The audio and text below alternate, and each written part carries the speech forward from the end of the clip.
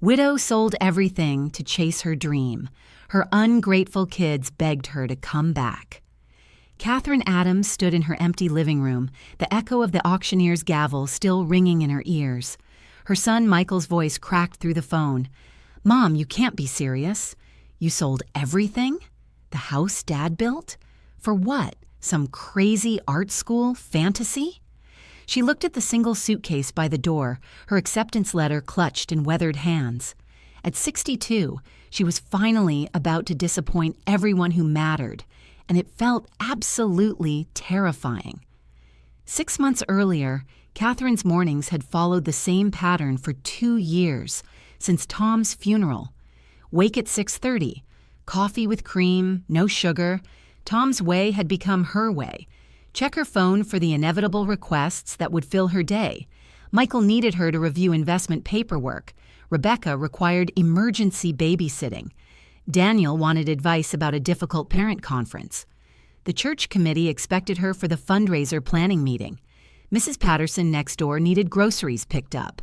Everyone had somewhere for Catherine to be, something for Catherine to do. But Catherine had stopped asking herself what she wanted long ago. Her kitchen table looked like mission control for other people's lives. Color-coded calendars tracked her 3 children's schedules, grandchildren's activities, and her endless volunteer commitments. She'd been the family's administrative heart for 35 years, first as Tom's business partner, and now as everyone's dependable problem solver. "Mom's got time," they'd say. "Mom doesn't mind. Mom's always there when we need her." And she was. Catherine took pride in being the one they could count on, the steady presence who never caused drama or demanded attention. She was the background music of their lives, always playing, rarely noticed, never appreciated until the silence. But sometimes, in the quiet moments between everyone else's emergencies, Catherine would catch herself staring at nothing, or rather staring at the space where something used to be, something she couldn't quite name anymore.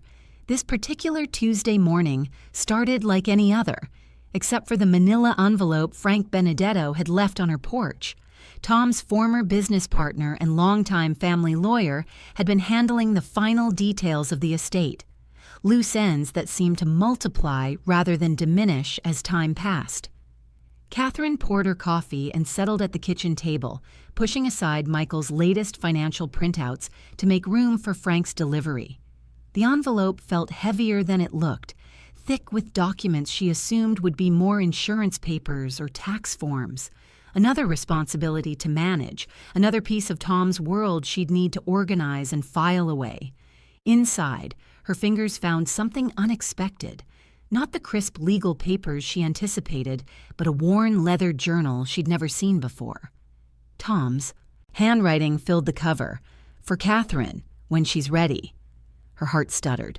Tom's private thoughts, meant for her eyes alone? In 37 years of marriage, he'd never been one for grand romantic gestures or written declarations.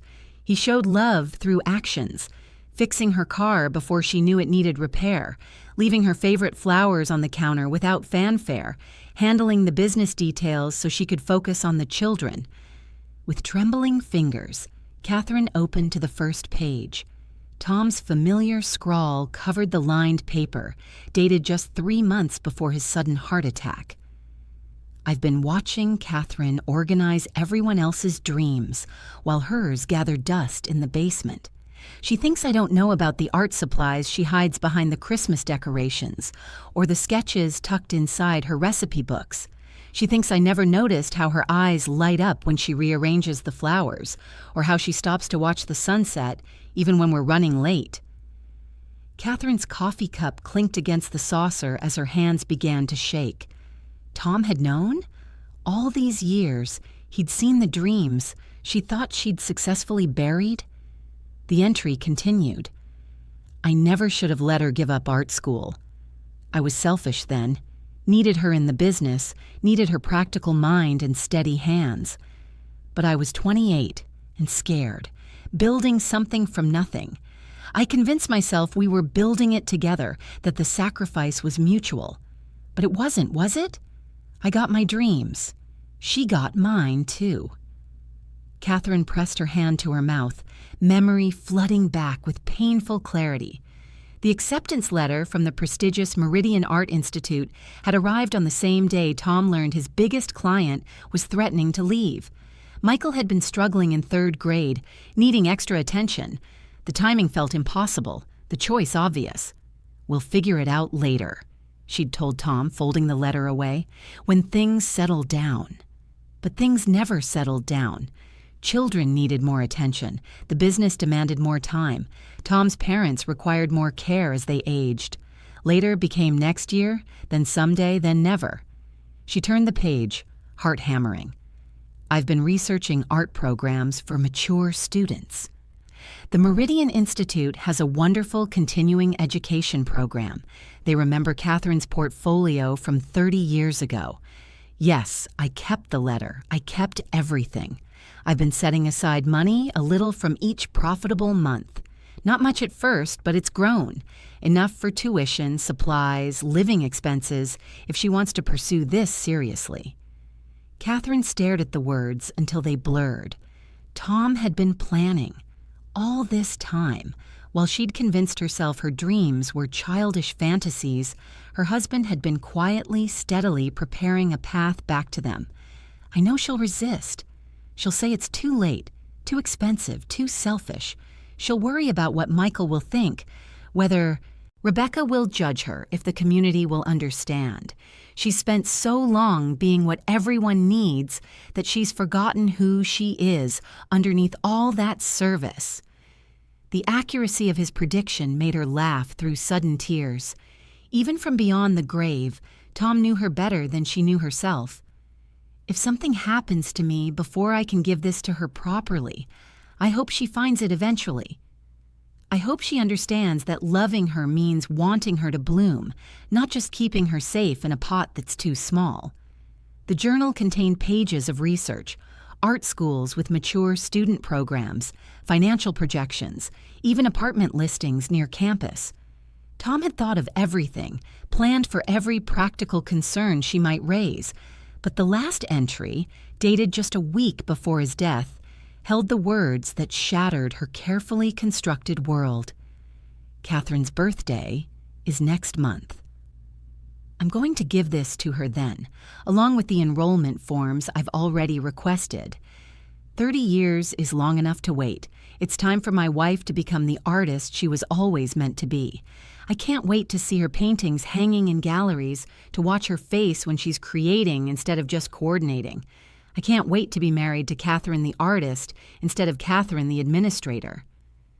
Catherine closed the journal and sat in her silent kitchen, surrounded by other people's schedules and requests, holding the dreams her dead husband had protected when she'd forgotten they existed. Have you ever felt invisible in your own life? Like you exist only to serve everyone else's dreams?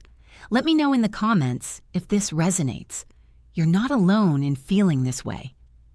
For the first time in 2 years, Catherine ignored her phone when it buzzed with another request. Instead, she walked to the basement, past the holiday decorations and storage boxes, to the corner where her easel leaned against the wall like an old friend waiting patiently for her return.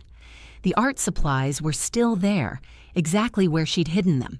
Tubes of paint, barely used, brushes in various sizes, their bristles still soft, sketch pads filled with hurried drawings stolen during rare moments of solitude, the curve of Tom's reading glasses, the way morning light fell across their kitchen table, the elegant arch of her daughter's neck as she nursed her first baby. Catherine pulled out a sketch pad and flipped through pages of memories she'd almost forgotten she'd captured. Her hand had always been steady, her eye for composition natural.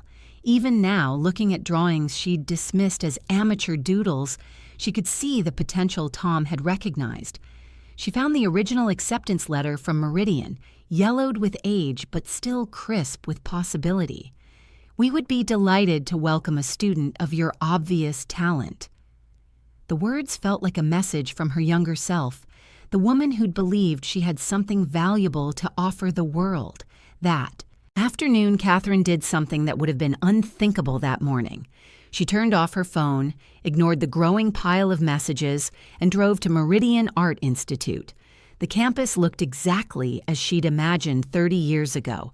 Red brick buildings covered in ivy, students carrying portfolio cases and discussing projects with animated gestures, the smell of paint and clay and possibility drifting from open studio windows. In the admissions office, a kind woman named Sarah listened as Catherine explained her situation with only slight embarrassment. "I know I'm not the typical applicant," Catherine began, but Sarah smiled and interrupted. "You'd be surprised how many mature students we welcome each year. Some of our most dedicated and talented artists didn't start their formal training until later in life. Experience brings perspective that youth often lacks." Sarah pulled out a brochure for their continuing education program. "We have students in their 70s who've never touched a brush before, and others who are returning to passions they set aside for decades. Age isn't a barrier here. It's often an advantage."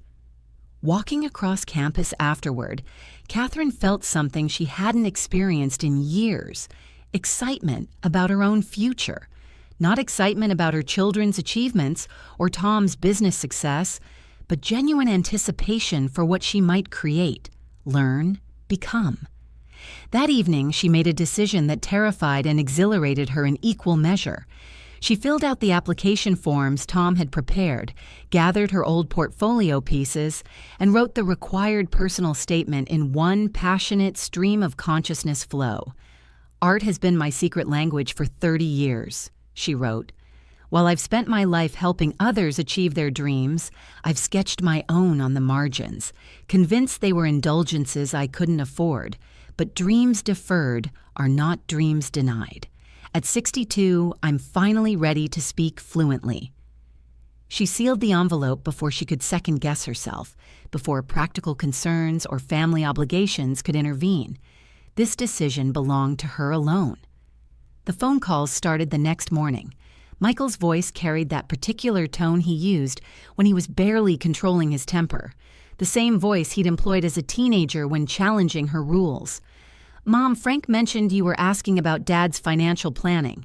I think we should review everything together. Make sure you're making sound decisions." Catherine's stomach tightened with familiar guilt. Michael worked in financial planning. He'd taken over most of Tom's investment portfolio after the funeral. He meant well, she reminded herself. He was protecting her. "I'm fine, Michael. Just reviewing some old paperwork. Well, that's exactly why we should do this together. You don't need to handle complex financial decisions alone. That's what family is for." The assumption in his voice that she was incapable of managing her own affairs sparked something Catherine hadn't felt in years: irritation. Not the mild frustration of being overscheduled, but actual anger at being treated like a child who needed supervision. "I've been handling complex financial decisions since before you were born," she said quietly. "I ran your father's business bookkeeping for 15 years. Michael's silence suggested he'd forgotten this detail. In his mind, she'd always been Mom the organizer, never Catherine, the capable professional. "Of course," he said finally. "I just think it's wise to have oversight. Dad always said—" "Your father trusted my judgment completely," Catherine interrupted, surprising them both. She never interrupted Michael. "He trusted it enough to leave everything in my hands." After Michael hung up, clearly frustrated by her unusual resistance to his management, Catherine stared at her reflection in the kitchen window. When had she become someone who needed permission to make her own choices? When had she started apologizing for having thoughts that didn't center on everyone else's comfort? The transformation hadn't happened overnight. It had been gradual, like a photograph fading in sunlight. Each small surrender, "Whatever you think is best, dear," had made the next one easier until she'd become a supporting character in her own life story. That afternoon, Rebecca called with a different but equally familiar request. "Mom, I hate to ask, but Jason has a work conference next week, and I can't find a sitter for the kids. Could you possibly—" "I can't," Catherine said, the words feeling foreign in her mouth. Rebecca paused. Catherine never said she couldn't help with the grandchildren. Catherine rearranged her entire schedule rather than disappoint her daughter. "Oh, is everything okay? Are you sick?" "I'm fine. I just have other commitments that week." "Other commitments?" Rebecca's voice held genuine confusion. What commitments could her mother possibly have that would take priority over family needs?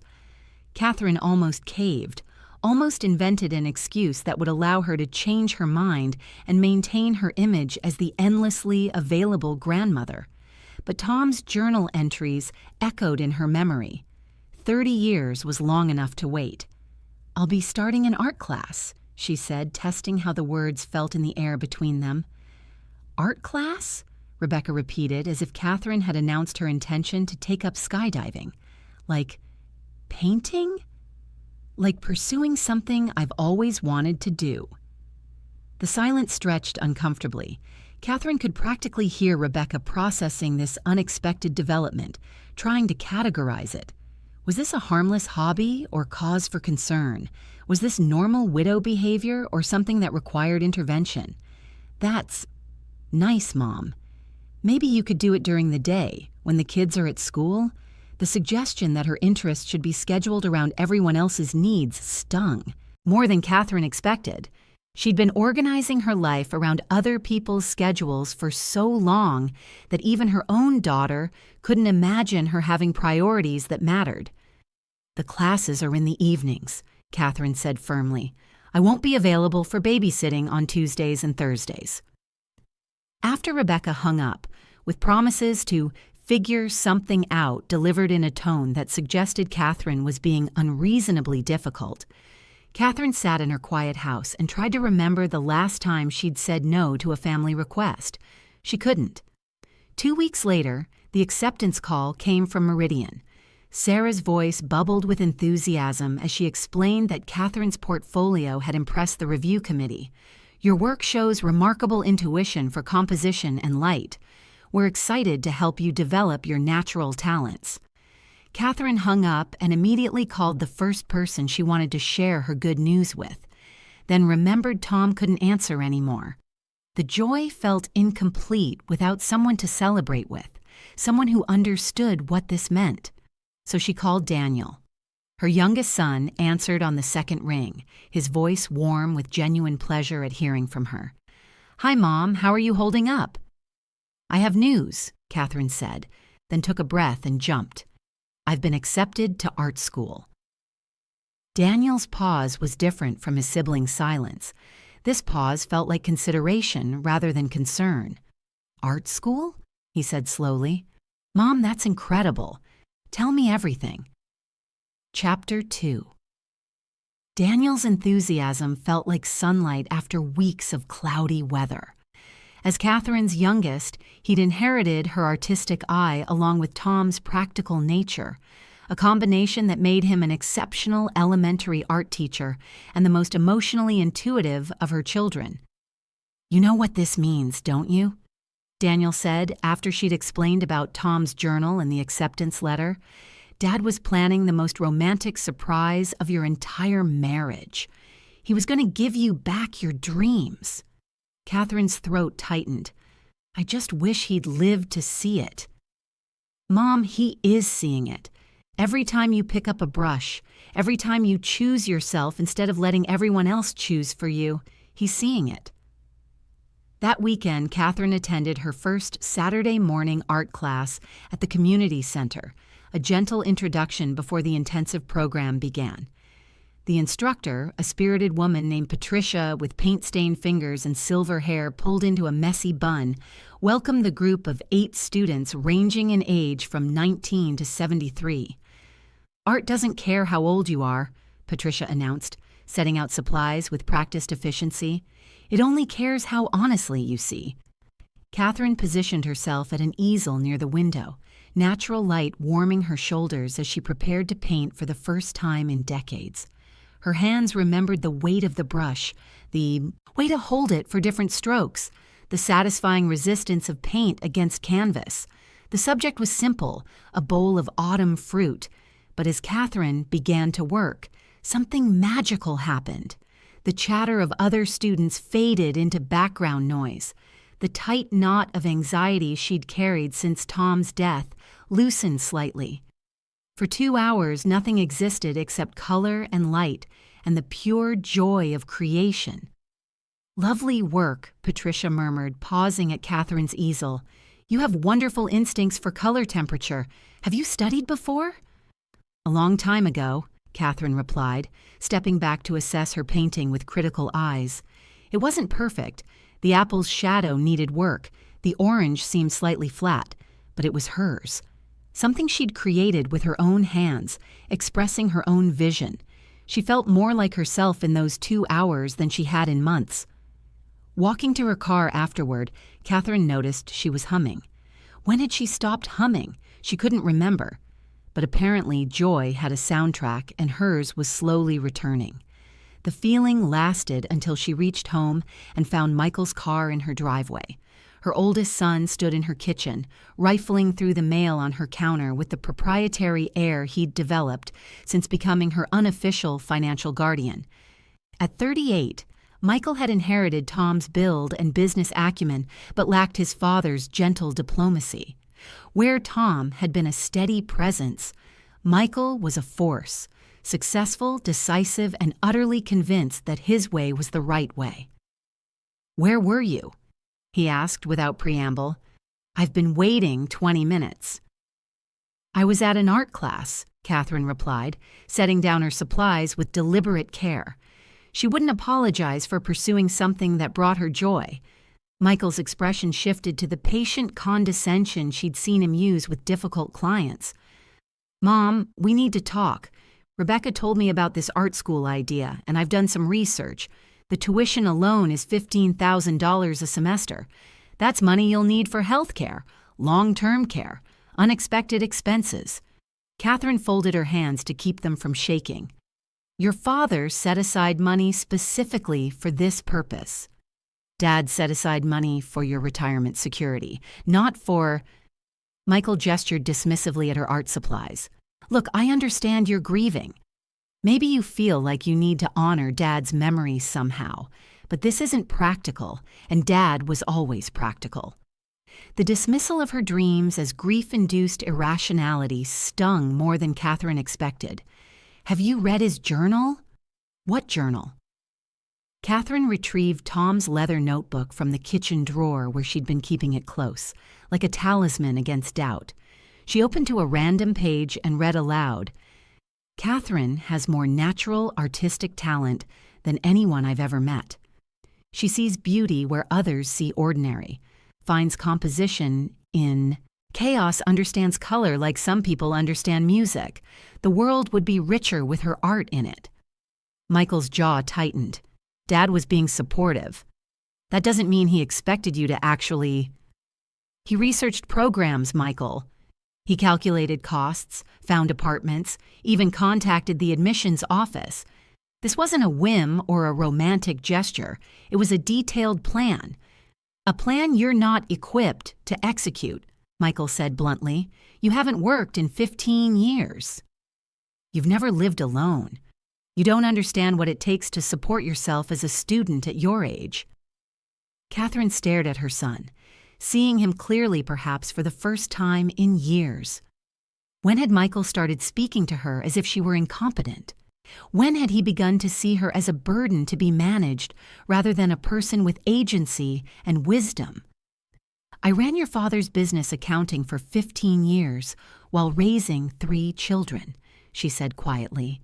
"I managed a household budget, organized family schedules, coordinated care for your grandmother during her illness, and handled every crisis this family faced. What exactly makes you think I'm not equipped to manage my own education?"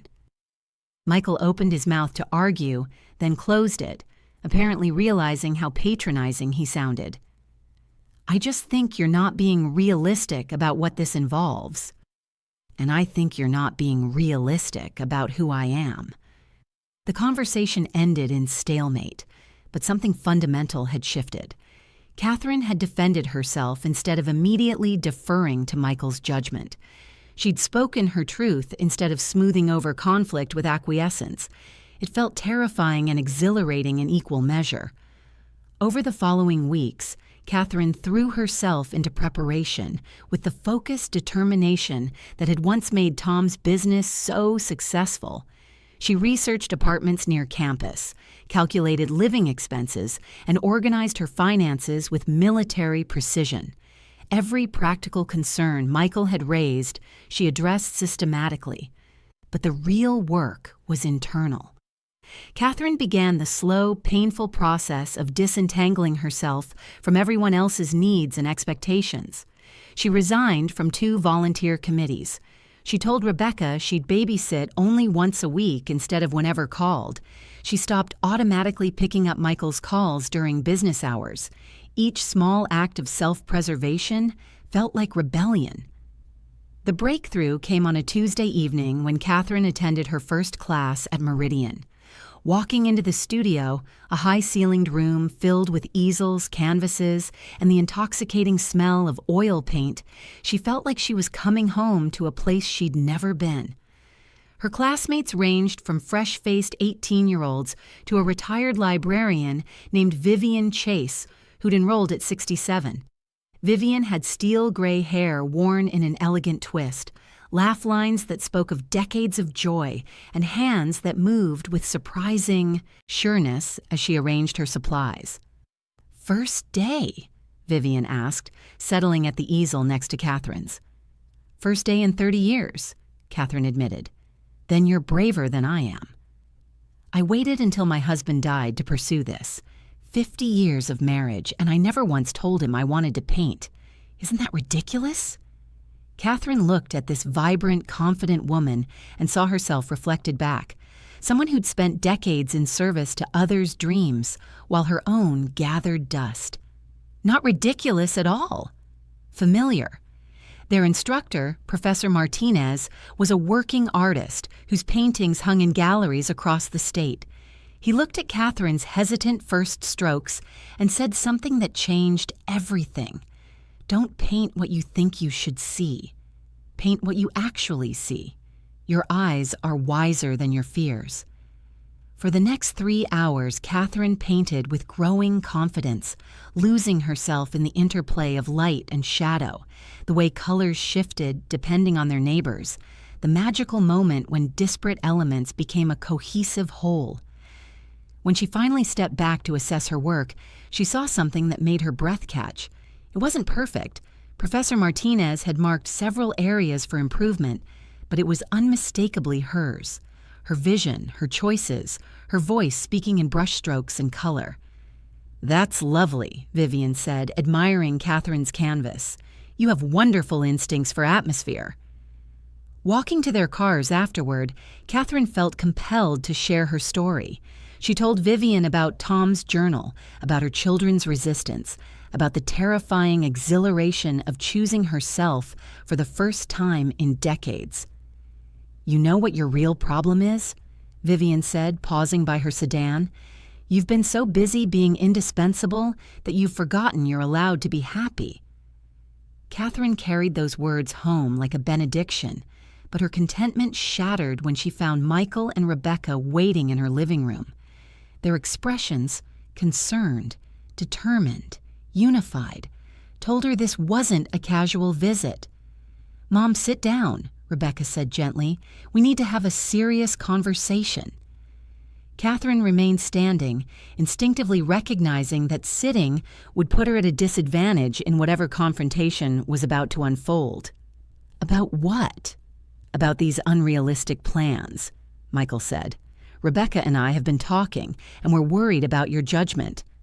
First it was weekend art classes, which seemed harmless enough. But now you're talking about full-time school, living alone, spending Dad's insurance money on what amounts to an expensive hobby." "It's not a hobby," Catherine said firmly. "It's what your father wanted me to do."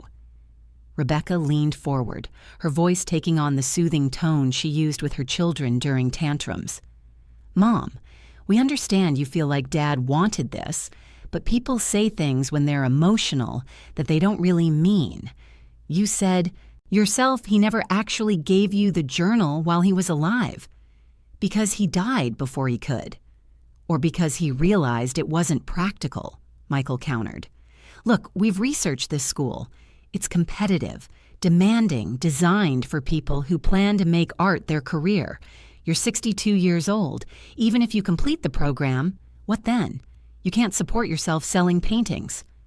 Catherine felt the familiar tug of doubt, the voice that had whispered for decades that her dreams were selfish fantasies. But underneath it, she heard something new. Anger. Clean, righteous anger at being treated like a child who needed protection from her own choices. I don't need to support myself selling paintings, she said. I have your father's insurance money, his pension, my social security. I need to support my soul with something meaningful. That's exactly the kind of emotional thinking that worries us, Michael said. You're making major life decisions based on feelings instead of facts. What facts? Catherine's voice rose slightly. The fact that I'm financially secure?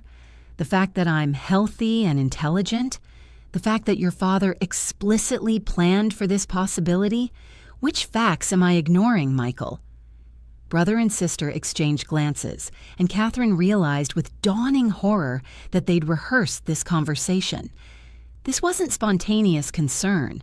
It was an intervention. Mom, Rebecca said carefully, we think you should talk to someone. A counselor or therapist who specializes in grief. Someone who can help you work through these feelings without making decisions you might regret. The implication hung in the air like smoke. They thought she was having some kind of breakdown. They thought her dreams were symptoms of instability rather than signs of awakening authenticity. Catherine looked at her two oldest children, successful, well-meaning adults who genuinely believed they were protecting her, and realized they had no idea who she actually was. In their minds, she was Mom the helper, Mom the problem solver, Mom the background support system. The possibility that she might be Catherine the individual, Catherine the artist, Catherine the woman with her own valid dreams.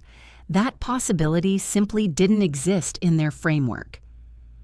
I appreciate your concern, she said with careful dignity, but I won't be seeking therapy to cure me of wanting more from my life than managing everyone else's schedules. Michael's face darkened. Mom, you're not thinking clearly. If you go through with this, you'll be isolated, vulnerable, dependent on strangers instead of family. Is that really what Dad would have wanted? The question hit like a physical blow, designed to weaponize her love for Tom against her own awakening autonomy. For a moment, Catherine wavered. Was she betraying Tom's memory by changing so drastically? Was she being selfish, abandoning the family that needed her? Then she remembered Tom's words. I hope she understands that loving her means wanting her to bloom, not just keeping her safe in a pot that's too small. Tom had wanted her to grow, to risk, to become fully herself. Her children wanted her to remain safely diminished, available for their needs, contained within their expectations. Your father would have wanted me to be happy, she said quietly. He would have wanted me to honor the dreams he protected when I was too afraid to protect them myself. Michael stood up, his patience clearly exhausted. If you insist on going through with this against our advice, don't expect us to support you when it falls apart. We won't be able to help you pick up the pieces. Catherine met his gaze steadily. I don't need you to pick up the pieces, Michael. I need you to trust that I won't break. After they left, Catherine sat in her quiet house and felt the full weight of the choice ahead of her. She could maintain family harmony by giving up her dreams again, returning to her role as the accommodating mother who never caused inconvenience. It would be easier, safer, more comfortable for everyone. Or she could trust Tom's vision of who she could become, trust her own buried instincts about what would make her feel alive again. Trust that love sometimes meant risking disappointing the people you care about most. The next morning, Catherine called a realtor. I'd like to put my house on the market, she said, her voice steady with resolve, and I'd like to see some apartments near the Meridian Art Institute. The realtor, an efficient woman named Janet, arrived that afternoon with measuring tape and a photographer. As she moved through the house, cataloging its selling points, Catherine felt each room release its hold on her. This had been Tom's dream house, the place where he'd envisioned growing old, watching grandchildren play in the backyard, hosting family gatherings in the spacious kitchen. But Tom was gone. The grandchildren preferred video games to backyard exploration, and family gatherings had become exercises in managing everyone else's expectations of who Catherine should be.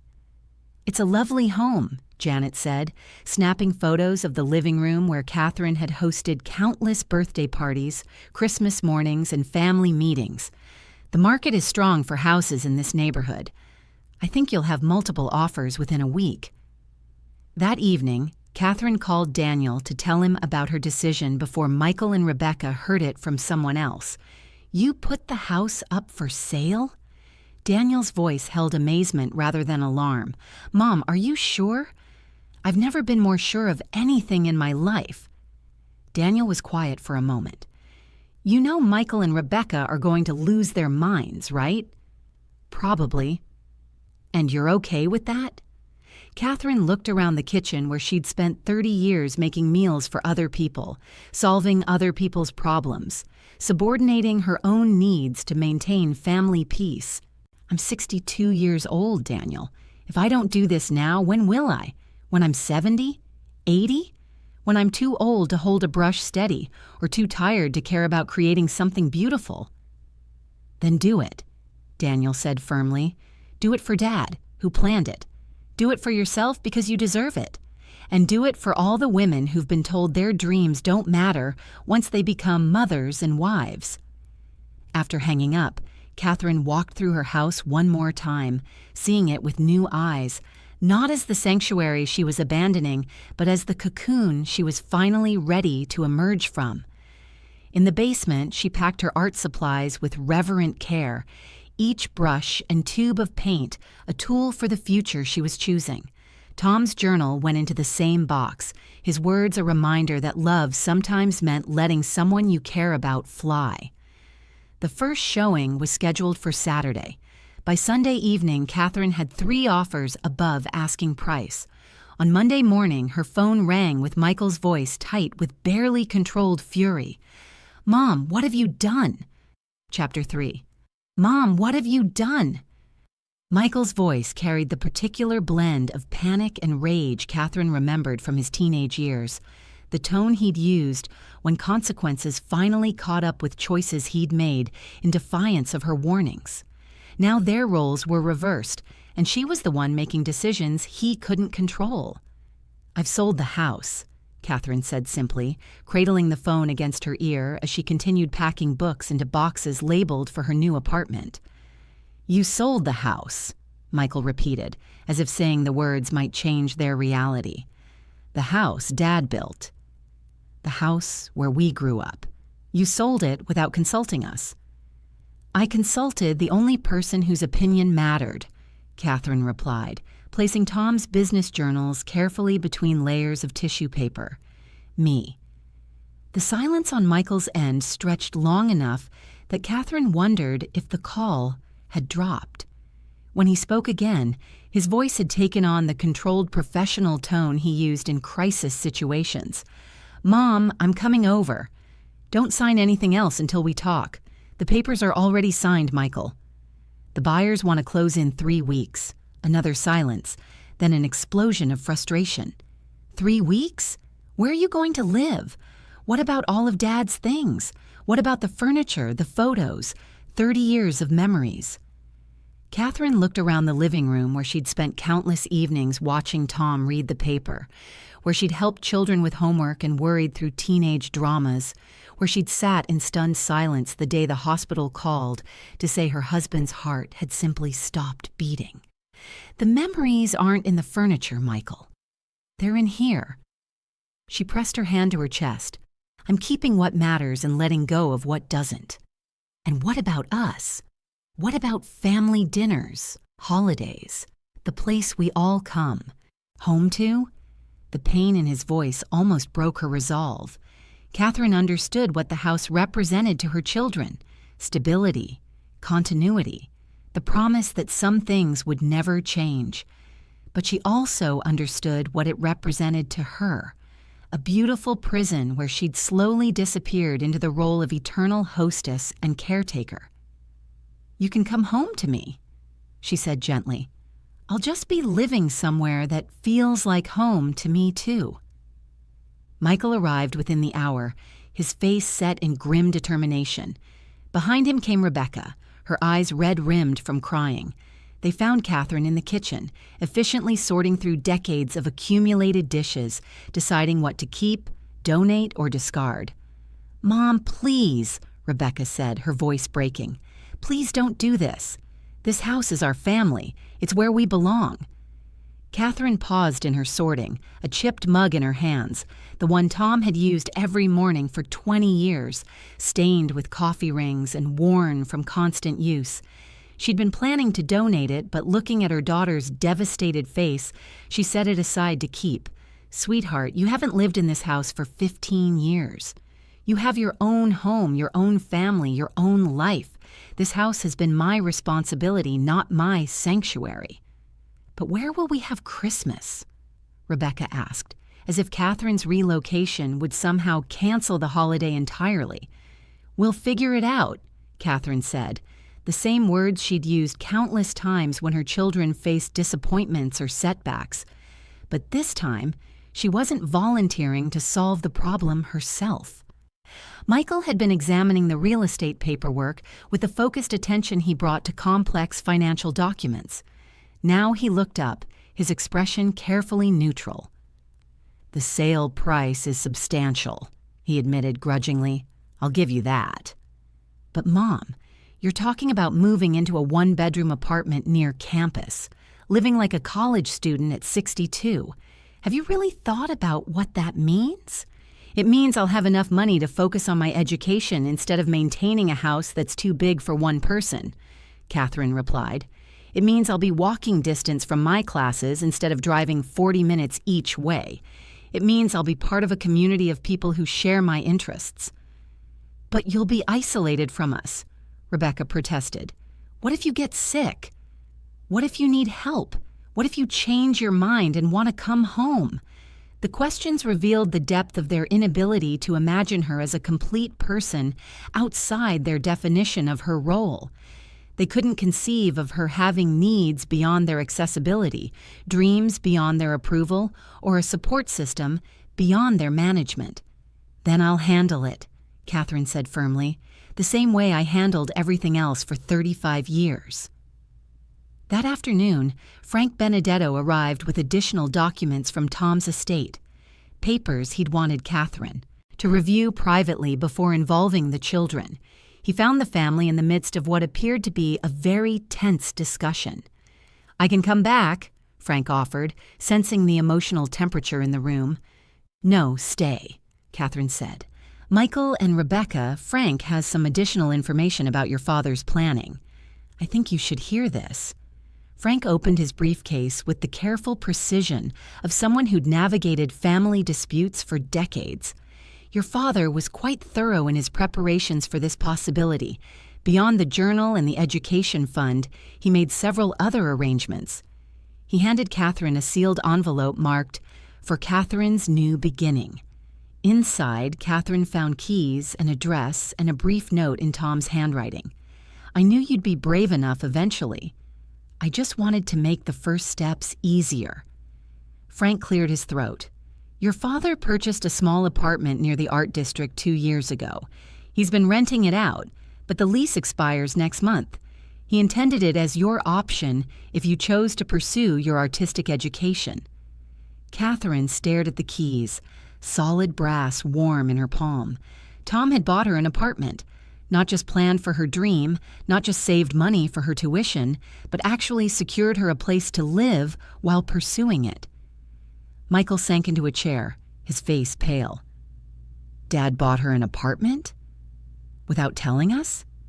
"Your father made it clear this was Catherine's choice to make alone," Frank said diplomatically. "He didn't want family pressure to influence her decision." Rebecca began crying in earnest now. So he planned for you to leave us? He wanted you to abandon the family? Catherine knelt beside her daughter's chair, taking Rebecca's hands in hers. Sweetheart, moving to a different house isn't abandoning the family. I'll still be your mother. I'll still love you and want to be part of your lives. I'll just be living my own life too. But what if we need you? Rebecca whispered. The question hung in the air like incense, heavy with decades of assumption. Catherine looked at her capable, intelligent 36-year-old daughter, a woman who managed a household, raised 3 children, and held down a part-time job, and saw clearly for the first time how her own constant availability had crippled her children's confidence in their ability to handle life independently. Then you'll figure it out, Catherine said gently. The same way you figured out how to be a wife and mother and professional, the same way you handled that crisis with Emma's learning disability, or when Jason lost his job, or when your furnace broke down last winter. You don't actually need me as much as you think you do. You just haven't had to prove it to yourselves. After Frank left and her children departed in various states of upset and bewilderment, Catherine drove to the address Tom had provided. The apartment building was a converted Victorian mansion in the Arts District, painted sage green with white trim and surrounded by mature oak trees whose leaves were just beginning to turn autumn gold. Unit 3B was on the second floor, a sunny corner apartment with hardwood floors, tall windows, and a small balcony overlooking a community garden. It was perhaps a third the size of the house she was leaving, but every inch felt like possibility. The current tenant, a graduate student named Marcus who was finishing his dissertation, greeted Catherine with enthusiasm when she introduced herself as the new owner. Mrs. Adams, your husband was such a thoughtful landlord. He asked me to keep the place exactly as it is for when you were ready to move in, said you were an artist and would appreciate the northern light in the front room. Catherine walked through the space with growing wonder. Tom had thought of everything. The front room was indeed perfect for a studio, with consistent natural light and enough space for an easel. The kitchen was small but efficient. The bedroom was cozy without being cramped. It was a place designed for someone who wanted to create rather than just consume, someone who valued experiences over possessions. On the kitchen counter, Catherine found a bottle of champagne with a note in Tom's handwriting. For your first night in your new life. I'm so proud of you for being brave enough to bloom. All my love, Tom. Catherine sat on the apartment's small couch, holding Tom's final gift to her courage, and cried for the first time since she'd found his journal. Not tears of grief, but tears of gratitude for a love that had been deeper and more supportive than she'd ever fully understood while he was alive to express it directly. Sometimes the people we love most are the ones who hold us back without meaning to. Have you ever had to choose between keeping peace and following your heart? Share your story below. I read every comment and your courage inspires others. 3 weeks later, Catherine moved into her new apartment with 2 suitcases, several boxes of art supplies, and a fierce determination to prove that 62 was not too late for new beginnings. The first month was harder than she'd anticipated. Living alone for the first time in her adult life felt disorienting. The apartment's silence pressed against her ears after decades of houses filled with family noise. She found herself reaching for the phone to call Tom when small things went wrong. The coffee maker malfunctioned, a faucet dripped, she couldn't figure out how to work the building's laundry system. Her art classes were challenging in ways that both exhilarated and exhausted her.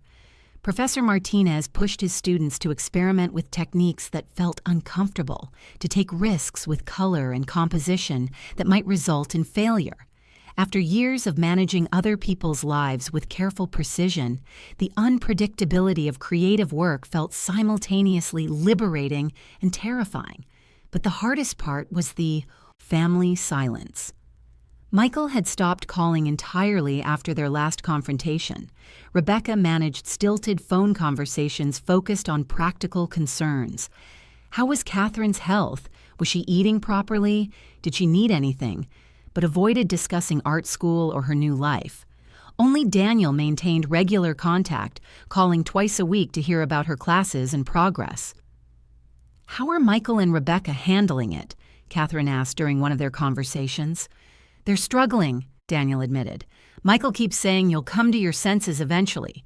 Rebecca cries every time she drives past the old neighborhood. They're both acting like you died instead of moved 20 miles away." The guilt was crushing some days.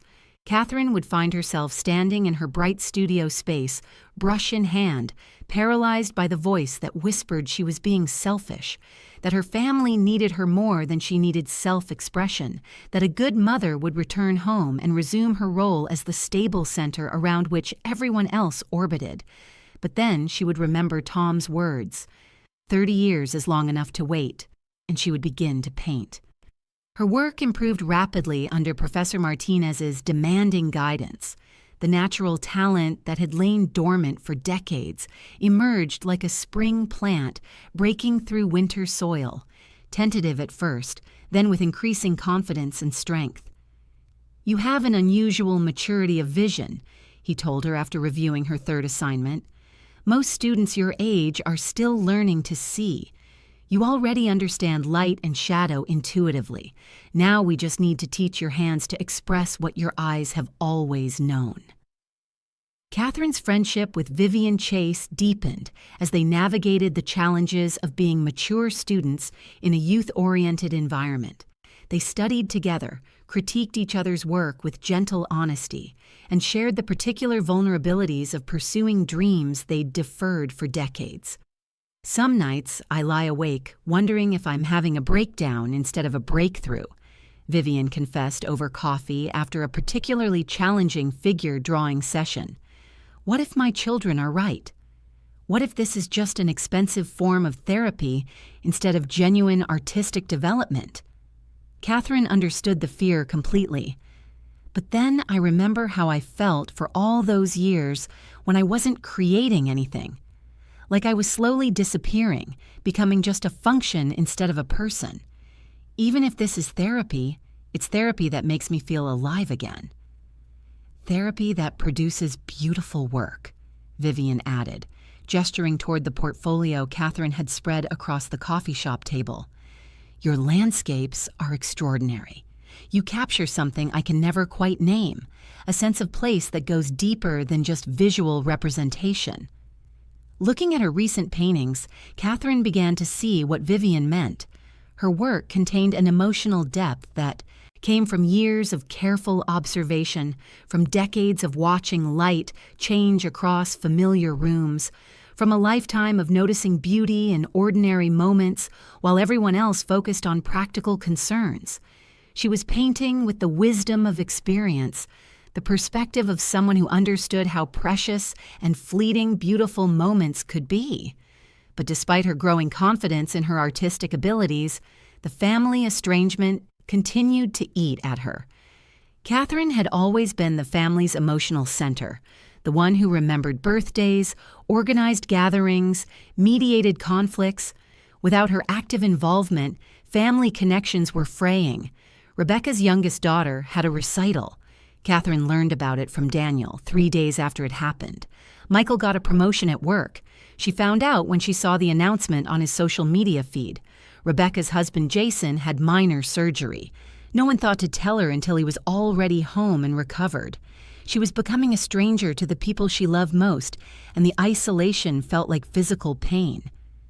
The breaking point came on a gray November morning when Catherine opened her mailbox to find a wedding invitation addressed to Mr. and Mrs. Michael Adams.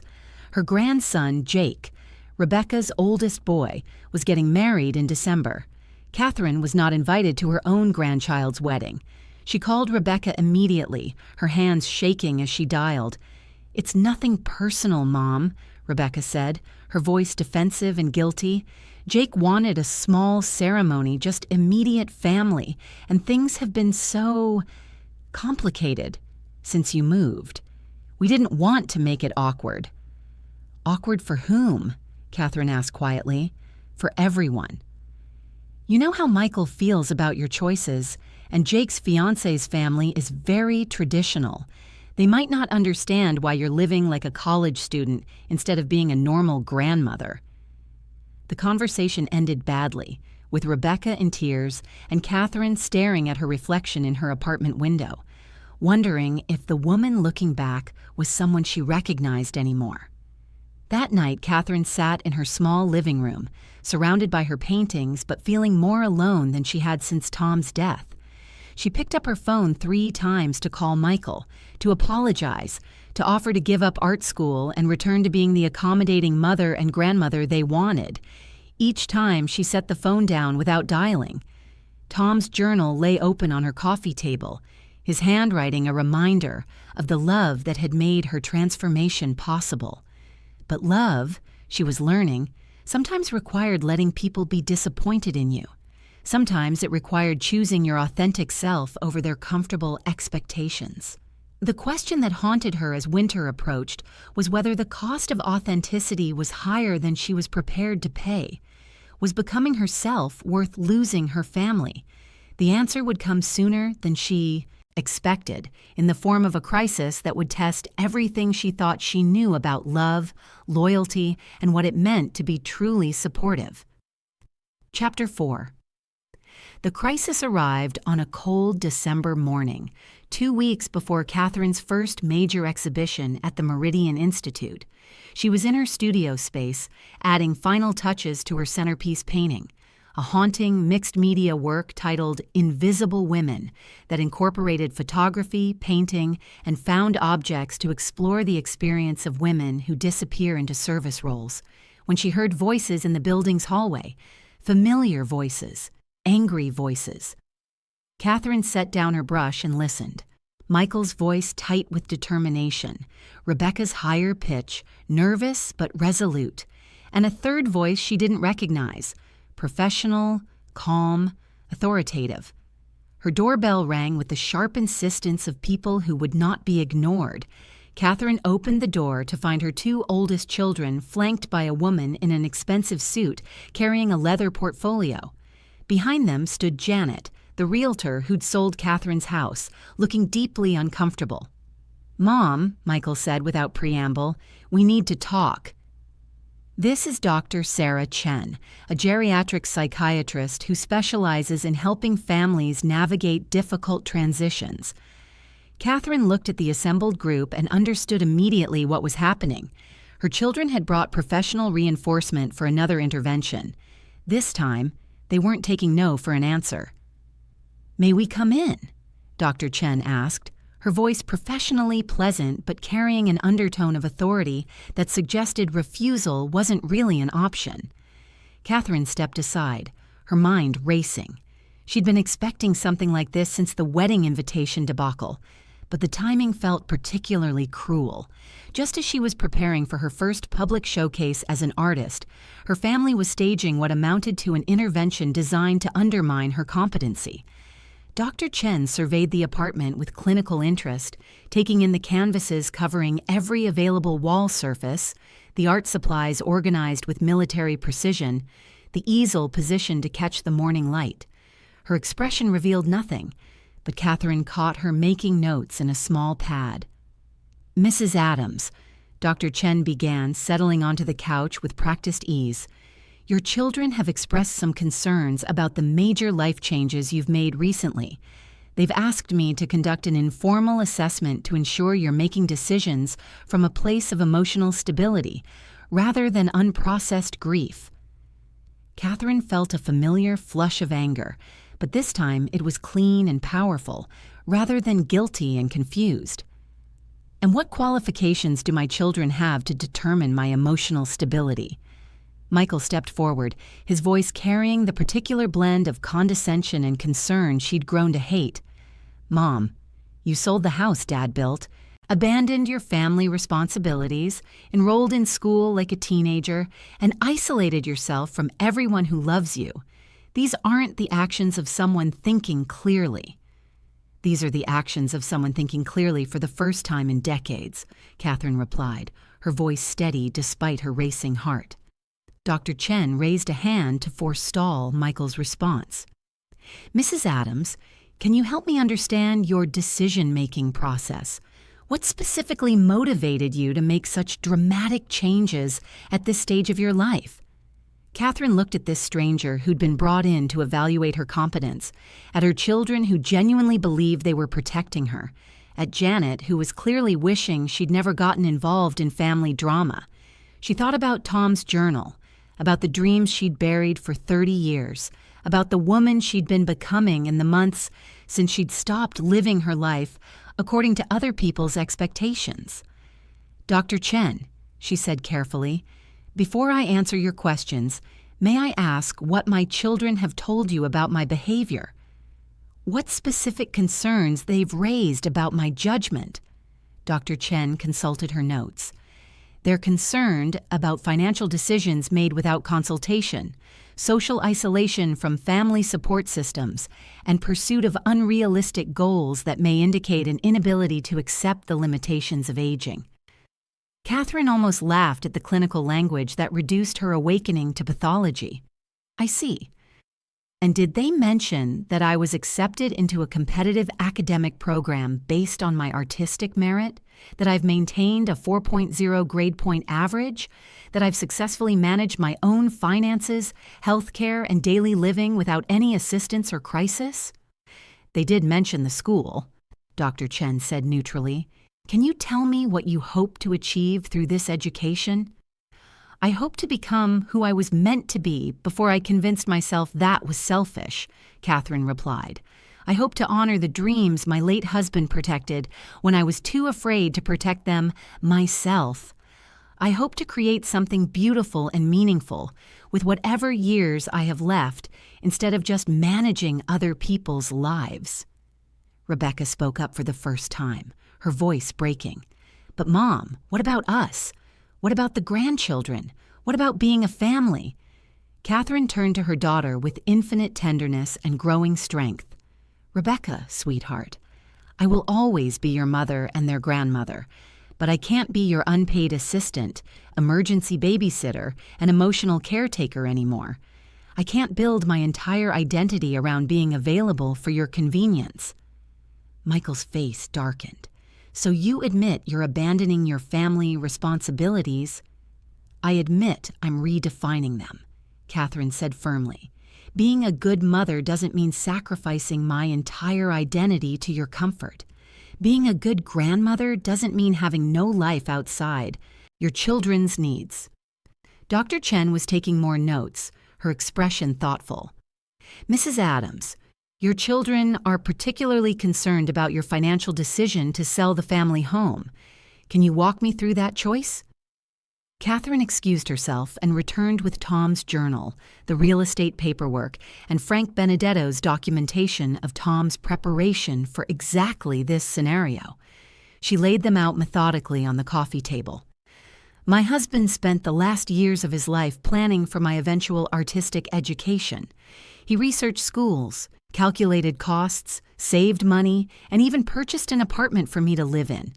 The house sale was part of his overall financial strategy, documented here in his own handwriting and executed through our family lawyer." Dr. Chen examined the documents with professional attention to detail.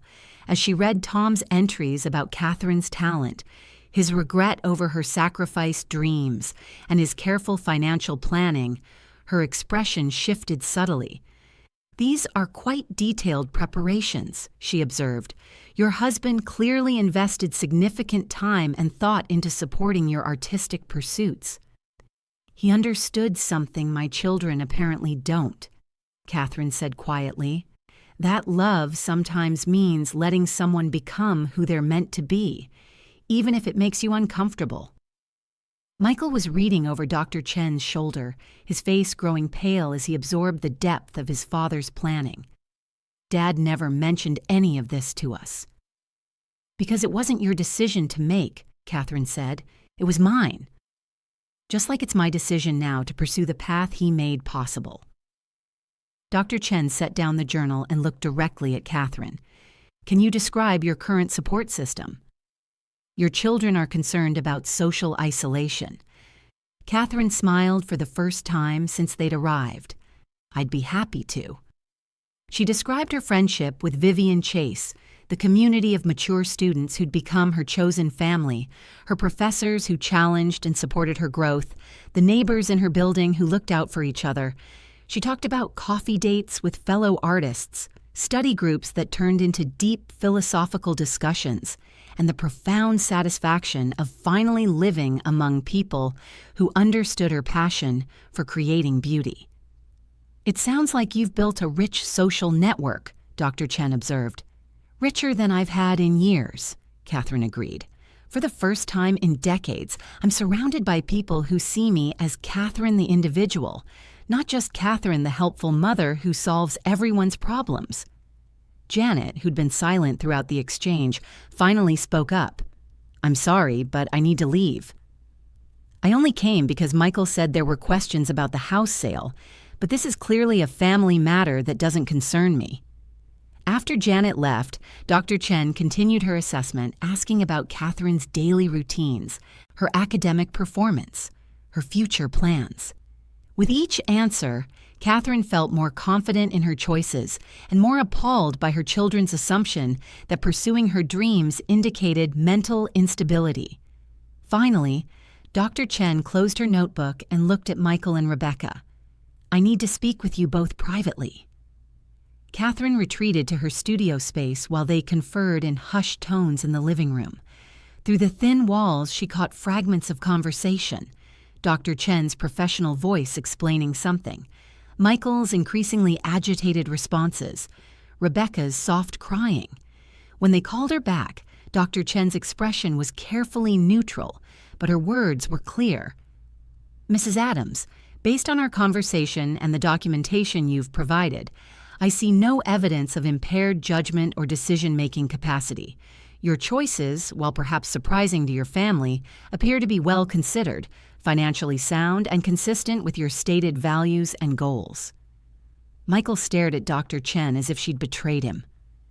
"But she's 62 years old, living like a college student, pursuing an impractical career." "She's 62 years old, pursuing an education she's academically qualified for, living within her means, and maintaining her physical and mental health," Dr. Chen corrected gently. "There's no legal or medical standard that requires older adults to live according to their adult children's preferences." Rebecca was crying openly now. "But we miss her. We need her. The family is falling apart without her holding everything together." Dr. Chen turned to Rebecca with compassion but clarity. "That suggests the family dynamics were unhealthy to begin with. A support system that requires one person to sacrifice their individual identity to maintain everyone else's comfort isn't sustainable or fair." After Dr. Chen left, Catherine found herself alone with her children for the first time since Tom's funeral. The apartment felt too small to contain all their pain, confusion, and love. "Mom," Rebecca whispered, "please come home. Please just come back and be our mom again." Catherine sat beside her daughter and took her hands. "I am your mom. I will always be your mom. But I can't be the mom who disappears into your needs anymore. I can't be the mom who has no life outside your problems." That woman was dying inside Rebecca. She was fading away a little more each day. Michael slumped in his chair, looking older than his 38 years. "I don't understand how helping your family became such a terrible thing." "Helping isn't terrible," Catherine said gently. "But when helping becomes your entire identity, when you can't say no without feeling guilty, when other people's needs always come before your own, that's not helping. That's disappearing." They sat in silence for several minutes, the weight of 30 years of family patterns pressing down on all of them. Finally, Catherine spoke. "I have an exhibition next week, my first public showing as an artist.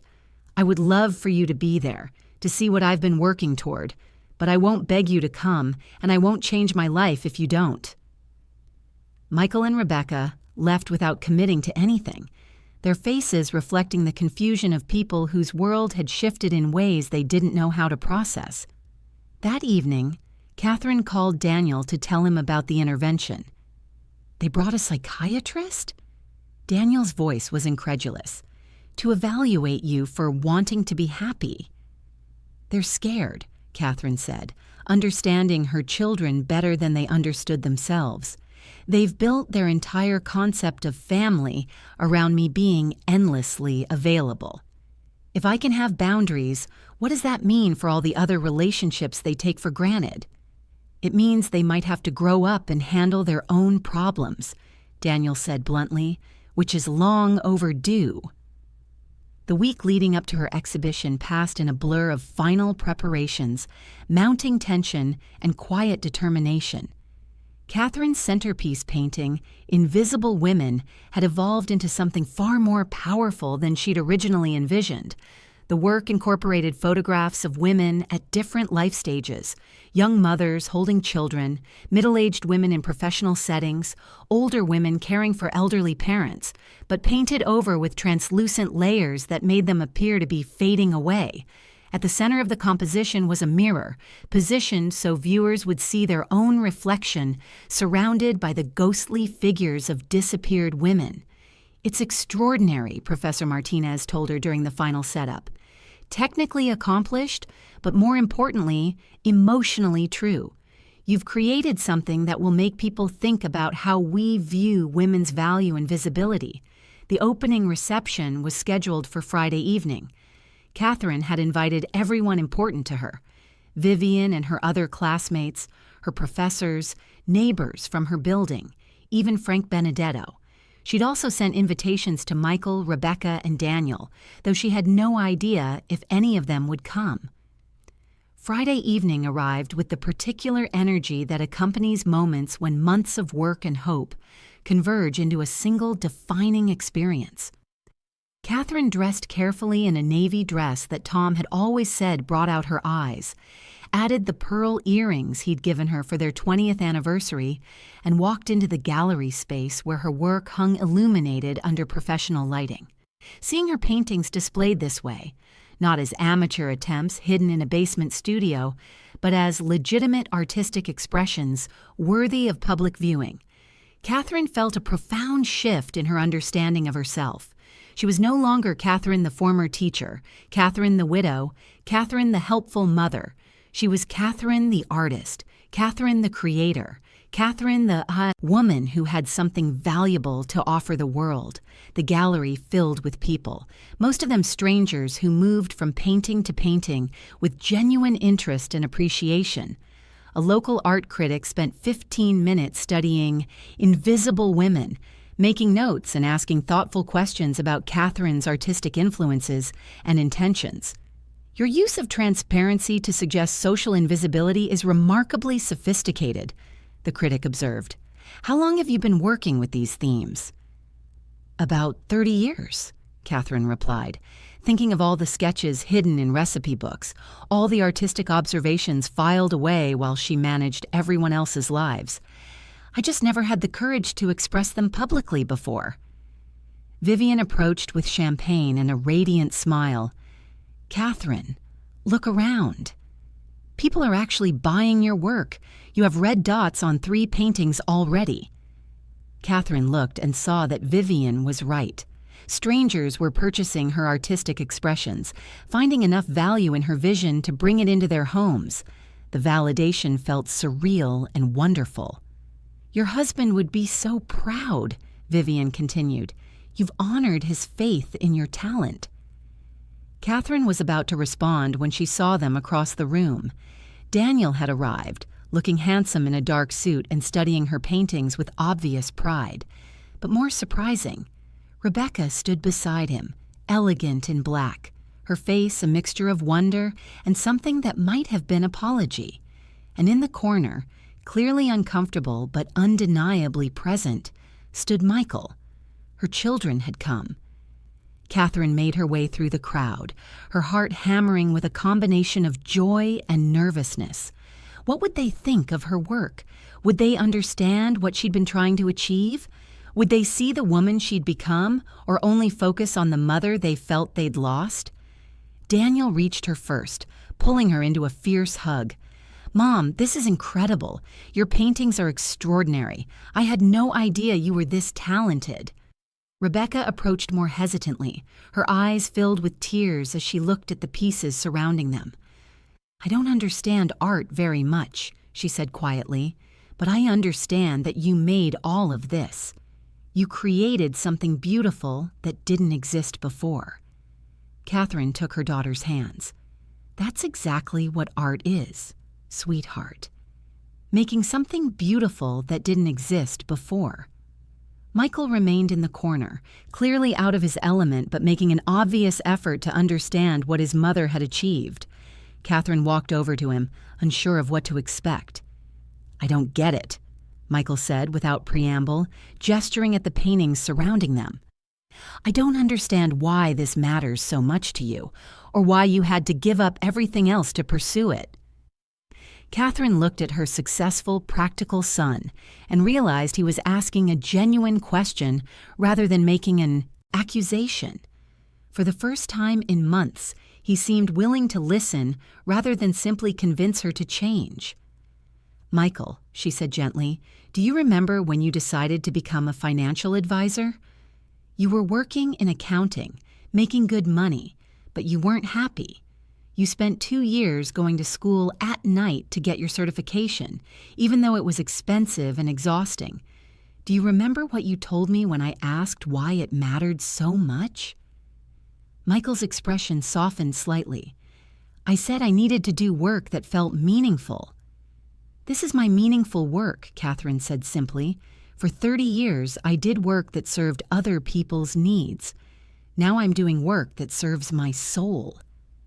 They were interrupted by Professor Martinez, who approached with a distinguished older man in an expensive suit. "Catherine, I'd like you to meet Robert Hayes from the Whitmore Gallery downtown. He's very interested in discussing representation for your work." Catherine shook hands with the gallery owner, her mind reeling. Professional representation? Her work considered worthy of a commercial gallery? "Your pieces show remarkable emotional depth," Mr. Hayes explained, "particularly invisible women. It's exactly the kind of socially conscious work that's resonating with collectors right now. I'd like to discuss the possibility of a solo show next fall." After Mr. Hayes moved on, Catherine found herself surrounded by her children, all of them staring at her with expressions of dawning understanding. "A gallery wants to represent you?" Rebecca asked, wonder in her voice. "It appears so." Michael shook his head slowly. "I still don't understand how painting pictures leads to a meaningful career, but apparently I don't know as much as I thought I did." Daniel laughed. That might be the first time in history Michael Adams has admitted to not knowing everything. As the evening wound down and the crowd began to thin, Catherine found herself standing with her children in front of invisible women. The mirror at the center of the composition reflected back the 4 of them, a family trying to understand how to love each other while allowing everyone to be fully themselves. "I see myself in there," Rebecca said quietly, looking at the fading figures of women who disappeared into service roles. "I see how I've been disappearing into being just a wife and mother, never Catherine the individual anymore." "That's why I had to leave," Catherine said. "Not to abandon you, but to find myself before I completely disappeared, to show you that it's possible to be a mother, grandmother, helper, supporter, and still be a complete person with your own dreams and identity."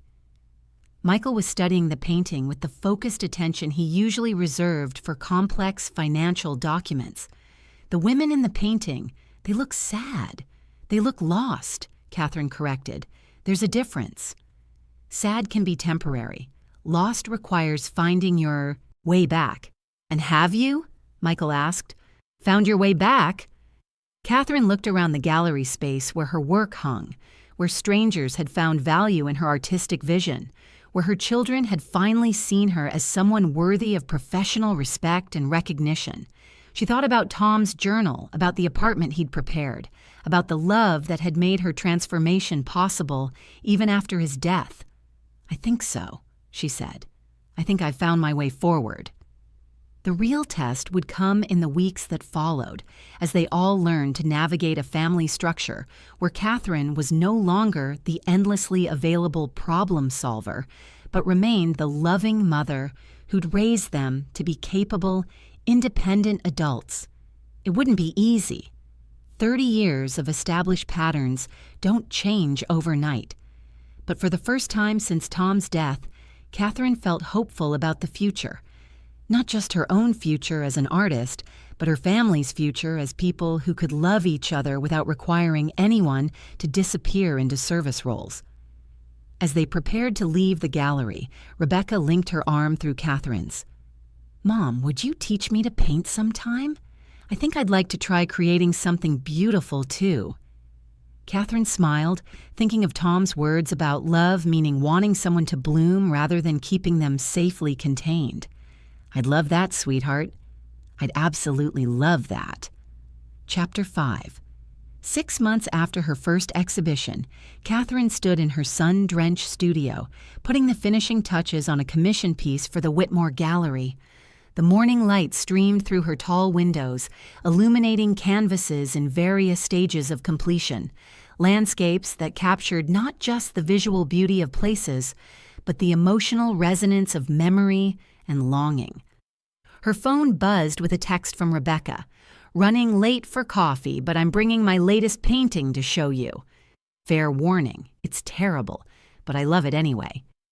Catherine smiled, remembering her daughter's first tentative attempts at watercolor 6 months earlier. Rebecca had approached art with the same perfectionist tendencies she brought to everything else, frustrated when her initial efforts didn't match her ambitious vision. But gradually she'd learned to find joy in the process rather than demanding immediate mastery of the results. "The best art comes from the heart, not the head," Catherine had told her during one particularly frustrating session. "Stop trying to paint what you think you should paint and start painting what you feel." The advice had transformed Rebecca's work and, Catherine suspected, her daughter's understanding of herself. For the first time in years, Rebecca was doing something purely for her own satisfaction, something that couldn't be measured in terms of family service or practical achievement. Catherine's apartment had become a different space entirely from the quiet, isolated place she'd moved into a year ago. The walls were covered with her own work and pieces by her classmates, creating a visual diary of artistic exploration and growth. The small dining table served double duty as a workspace where she and Rebecca painted together on Sunday afternoons, where Vivian stopped by for evening critique sessions, where Daniel graded his students' art projects while Catherine prepared dinner for whoever happened to be visiting. It was a home built around creativity and connection rather than service and obligation, and the difference in energy was palpable. The transformation hadn't been without challenges. Michael had struggled the most with adapting to Catherine's new boundaries and independence. For months after the exhibition, he'd continued to approach her with problems that required the old Catherine, the one who dropped everything to solve family crises and mediate sibling disputes. "Mom, Rebecca and I disagree about Dad's old tools," he'd called to say 3 weeks after the gallery opening. "Can you decide what to do with them?" "You and Rebecca are both adults," Catherine had replied gently but firmly. "You can work it out between yourselves. But I always made decisions for you that you were perfectly capable of making yourselves," Catherine had interrupted. "That wasn't helping you, Michael. That was enabling you to avoid dealing with difficult conversations." The silence on Michael's end had been long and uncomfortable. "I don't know how to talk to Rebecca when we disagree," he'd finally admitted. "You were always the translator." "Then it's time you learned," Catherine had said. "You're both intelligent, caring people. You can figure out how to communicate with respect and love." That conversation had marked a turning point. Instead of immediately calling Catherine when problems arose, Michael began approaching his siblings directly. The family learned to navigate conflicts without requiring Catherine to serve as mediator, interpreter, and solution provider. The process had been messy and sometimes painful, but it had also been necessary. Catherine watched her children develop stronger relationships with each other as they stopped using her as an intermediary for every difficult conversation. Michael's understanding of Catherine's choices had deepened gradually as he witnessed the concrete results of her artistic pursuits. When the local newspaper featured her in an article about mature students who'd found success in creative fields, Michael had quietly forwarded the link to his colleagues. When her painting won second place in a regional juried competition, he'd called to congratulate her with genuine pride in his voice. "I still don't understand the art world," he'd said, "but I'm starting to understand that I don't have to understand something for it to be valuable." The comment had represented a profound shift in Michael's worldview, from the assumption that his perspective was universal to the recognition that other people's experiences and values were equally valid even when they differed from his own. Catherine's relationship with her grandchildren had evolved in unexpected ways. Initially, she'd worried that her reduced availability would weaken their connection. Instead, the opposite had happened. When Catherine was with them, she was fully present, not distracted by mental lists of tasks she needed to complete for other family members, not constantly available to solve every small problem that arose. Her grandson, Jake, the one whose wedding invitation had initially excluded her, had approached her shyly after a family dinner in the spring. "Grandma," he'd said, "I'm sorry about not inviting you to my wedding. I was listening to what everyone else thought I should do instead of thinking for myself." Catherine had pulled him into a fierce hug. "You were 22 years old trying to keep everyone happy." "I understand that impulse completely. I'd like to commission a painting from you," Jake had continued, "for our first anniversary. Something that shows Sarah and me starting our life together. Would you do that?" The commission had become one of Catherine's favorite pieces, a celebration of young love and new beginnings that captured both the joy and the uncertainty of starting a marriage. When she'd presented it to Jake and his wife, Sarah had cried. "It's exactly how I feel," Sarah had whispered, "like we're at the beginning of this amazing adventure together." Catherine's weekly dinners had resumed, but with a crucial difference. Instead of Catherine cooking and hosting while everyone else arrived expecting to be served, the meals had become collaborative efforts. Rebecca brought salads, Daniel contributed wine, Michael handled cleanup. The conversation centered on everyone's lives and interests, instead of focusing primarily on Catherine's role as problem solver and advice giver. "It's like having an actual relationship with you instead of just being one of your projects," Daniel had observed during one particularly enjoyable evening. The comment had stung initially, but Catherine recognized its truth. For years, she'd related to her children primarily through service rather than genuine connection. Learning to simply enjoy their company, to be interested in their thoughts and experiences without feeling responsible for managing their problems, had been a revelation for all of them. Catherine's friendship with Vivian Chase had deepened into something that felt like sisterhood. They critiqued each other's work with loving honesty, traveled together to art museums and gallery openings, and provided mutual support through the ongoing challenges of pursuing creative dreams later in life. "I never had friendships like this when I was younger," Vivian had confided during a recent painting session. "I was too busy being a wife and mother to develop relationships that weren't centered on family obligation." Catherine understood completely. Her adult friendships had withered during the decades when her identity had been completely subsumed into family roles. Rediscovering the joy of connections based on shared interests and mutual respect rather than duty and service had been one of the unexpected gifts of her transformation. The community in Catherine's building had embraced her artistic pursuits with enthusiasm. Mrs. Patterson from the second floor had become her most devoted collector, purchasing 3 small pieces for her guest bedroom. The young couple in 4A had commissioned a painting of their rescue dog. Even Marcus, her former tenant who'd stayed in touch after finishing his dissertation, had asked Catherine to create artwork for his new apartment. "You've brought so much beauty into this building," Mrs. Patterson had told Catherine recently. "It feels more alive since you moved in." Catherine had realized that her artistic practice hadn't just changed her own life, it had enriched the lives of everyone around her. Creating beauty had ripple effects she'd never anticipated. The most profound change, however, was in Catherine's relationship with herself. For the first time in decades, she woke up each morning excited about her own day rather than anxious about everyone else's needs. She made decisions based on her own interests and values rather than constantly calculating what would cause the least disruption to other people's comfort. She'd learned to say no without guilt, to pursue opportunities that intrigued her, to invest time and energy in her own growth and happiness. The woman who'd once felt invisible had become vibrantly, undeniably present in her own life. Standing in her studio on this particular morning, Catherine reflected on the journey that had brought her to this moment. Tom's journal lay open on her desk, a daily reminder of the love that had made her transformation possible. Next to it sat acceptance letters from 2 graduate programs that had offered her opportunities to pursue a master's degree in fine arts. At 63, Catherine was contemplating another major life change. The prospect excited rather than terrified her, evidence of how profoundly her relationship with risk and possibility had evolved.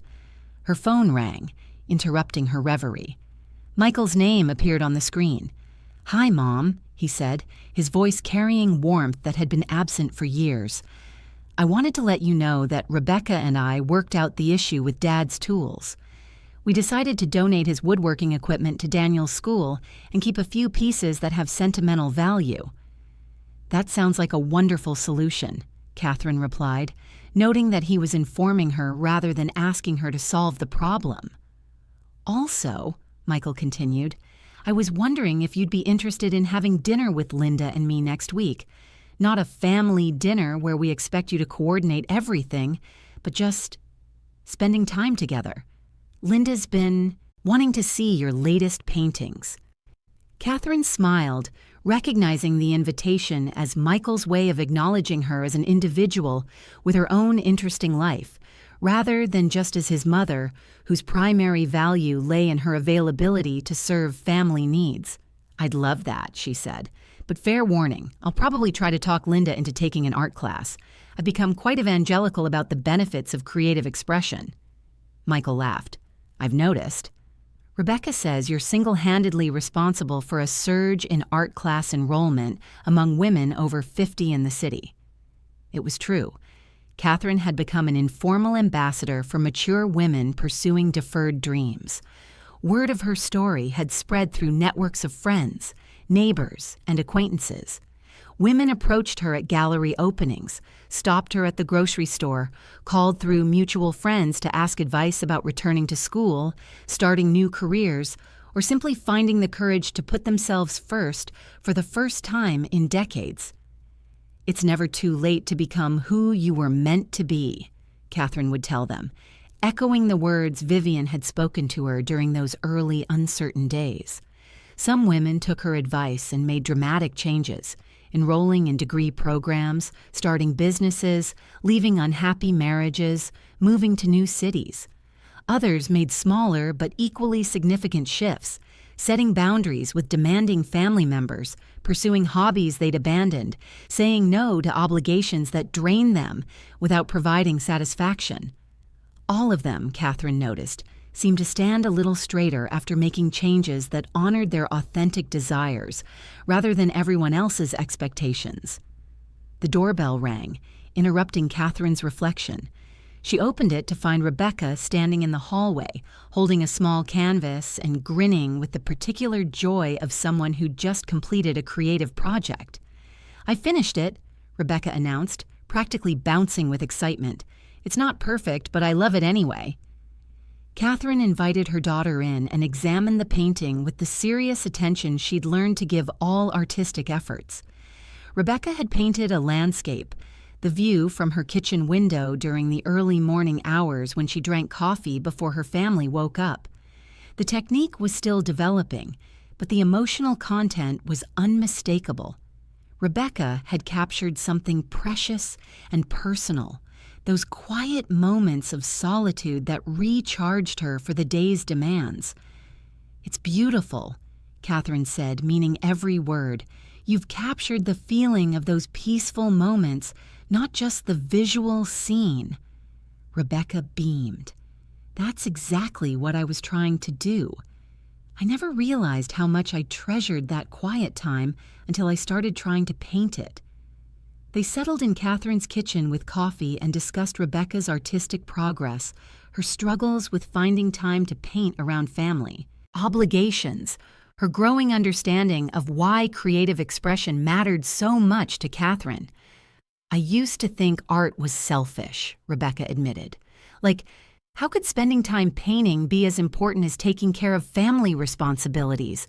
But now I understand that creating something beautiful feeds a part of me that nothing else touches. It makes me happier, which makes me a better mother and wife." Catherine nodded, remembering her own journey from viewing art as indulgent hobby to understanding it as essential nourishment for her soul. "Your father wrote something about that in his journal," Catherine said, retrieving Tom's notebook from her studio. She found the passage she was looking for and read aloud. "A woman who knows who she is can give love freely because she's not constantly looking for validation through service. Catherine's art won't make her less devoted to family. It will make her devotion a choice rather than an obligation." Rebecca wiped away tears. He really understood, didn't he? What you were giving up and what you needed to reclaim. He understood that love means wanting someone to be fully themselves, even if their authentic self is different from what you initially expected, Catherine replied. "It took me a while to understand that concept applies to loving myself too." They spent the afternoon painting together, Catherine working on her commission while Rebecca experimented with color mixing techniques. The comfortable companionship of shared creative activity had become one of Catherine's greatest joys, evidence that her children could love and appreciate her as an individual rather than just valuing her utility as a problem solver. As evening approached, Catherine walked Rebecca to the door, both of them paint-stained and content. "Mom," Rebecca said, pausing in the hallway, "I want you to know that I'm proud of you for having the courage to change everything when it would have been easier to stay the same, for showing me that it's possible to honor family relationships without disappearing into them." Catherine hugged her daughter tightly. "Thank you, sweetheart. But more importantly, I'm proud of you for being brave enough to start painting, to carve out time for yourself, to let yourself want something purely for your own joy." After Rebecca left, Catherine returned to her studio and looked at the canvas she'd been working on. It was another landscape, but this one showed a garden where weathered roses bloomed alongside young saplings, established trees, sheltered delicate seedlings, and different varieties of plants created a complex, beautiful ecosystem. The painting had started as a simple nature study, but Catherine realized it had evolved into something more personal, a visual metaphor for the family she'd helped create through her own transformation.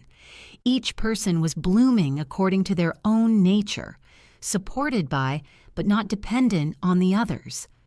As the sun set behind her windows, Catherine reflected on the journey that had brought her to this moment. A year ago, she'd been standing in her empty living room, terrified by the choice between safety and authenticity. Now she was standing in her vibrant studio, surrounded by evidence of creativity and growth, planning for a future that felt unlimited rather than constrained. Tom's journal lay open on her easel, his final entry visible in the golden evening light. "I can't wait to be married to Catherine the artist instead of Catherine the administrator." Catherine smiled, understanding that Tom was, in a sense, still married to her, to all the versions of herself she'd become and was still becoming. His love had made her transformation possible, but more importantly, it had given her permission to love herself enough to pursue her own authentic happiness. The phone rang with Daniel's daily check-in call. followed by a text from Vivian confirming their gallery visit tomorrow, then a message from the art critic who wanted to interview Catherine about her upcoming solo exhibition. Catherine's life was full, not with other people's urgent needs and demands, but with relationships, projects, and pursuits that nourished her soul and expressed her authentic self. She picked up her brush and added a few final touches to the garden painting, smiling as she worked. At 63, Catherine Adams was finally blooming exactly as she was meant to, not in spite of her age and experience, but because of them. Catherine's journey reminds us that it's never too late to become who we were meant to be. What dream have you been putting aside for someday? Share it in the comments below. Your story might inspire another woman to take her first brave step. And if Catherine's courage moved you, please like this video and subscribe to Weathered Rose Stories for more tales of women who dared to bloom at every age. Remember, every weathered rose still has the power to surprise the garden.